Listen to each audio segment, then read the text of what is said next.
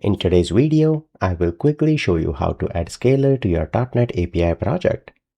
But what is Scalar? Scalar is a modern, beautiful API reference UI. Think of it as a sleek upgrade to Swagger UI. It will read your OpenAPI spec and gives you a clean, interactive docs experience that is way nicer to work with. And best part is it takes less than 1 minute to set up. Let me switch back to Visual Studio and I will create a new project that will be an API project and I will call that Sample API. I will go with the default option here and then if I run the project that is created, you will see I do not have anything. If I open the URL, you will see nothing is added by default.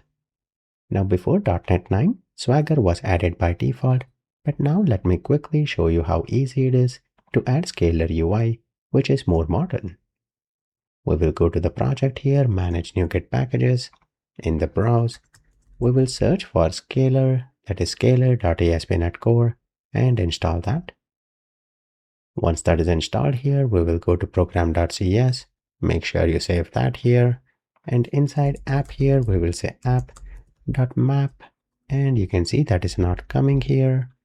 If you try to build the solution again, now if you do map Scalar API reference, we have that and it adds the using statement. With that one single line, Scalar has been added to the project.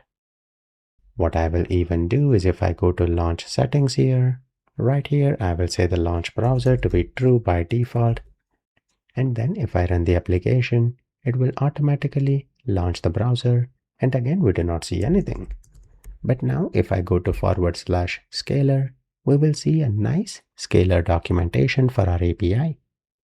You can see the default endpoint here, that is weather forecast, that is coming up, and we can see the response. We can test all the endpoints, and we can even add authentication for bearer tokens in Scalar UI.